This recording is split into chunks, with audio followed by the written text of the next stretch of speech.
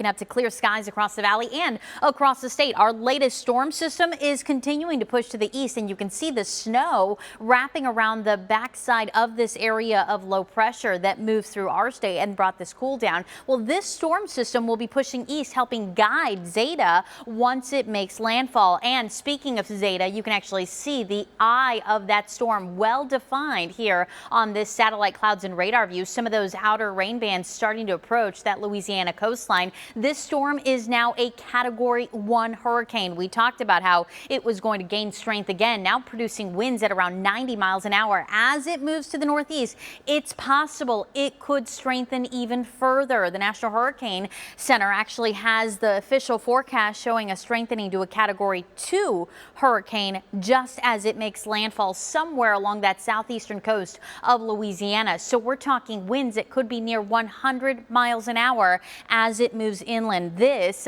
plus some very heavy rain, potentially as much as 6 inches of rain in some of those areas, and more than a foot of storm surge possible in some of these areas right along that Louisiana coast. So we will continue to watch this again, expecting that to make landfall here this afternoon, and then it will continue to move to the northeast as it gradually weakens over the next few days. Again, being guided by that area of low pressure that's moving east as well.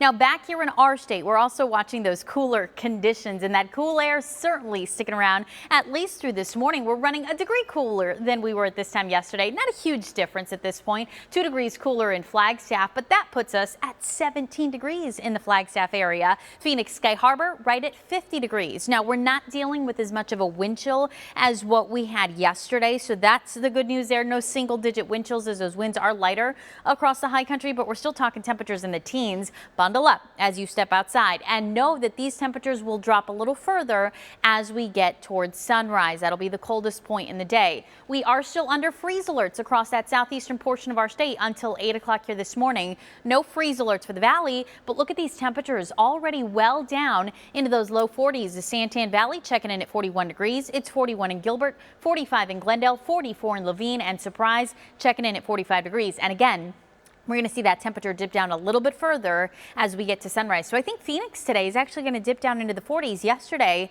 our low temperature bottomed out at 50 degrees. So a little colder today to start. Low pressure, though, pushing to the east. Behind it, we've got high pressure building in. And what that means is that even though we're starting out with cold temperatures, this afternoon will be a little bit milder, and then we're warming up through the end of the week. So today, a gorgeous 72 degrees, warmer than yesterday's upper 60s. But then tomorrow, significantly warmer and back near normal with a high of 84. Then upper 80s for your Friday and Saturday, with Sunday bringing highs in the 90s, believe it or not. Temperatures today across the valley will top out in the low 70s, still well below the average high for this time of year, which is 84, and plan on highs in the 50s to 60s across northern Arizona this afternoon. After today, mid 80s are back tomorrow, then upper 80s for Halloween day, with temperatures in the 90s starting Sunday.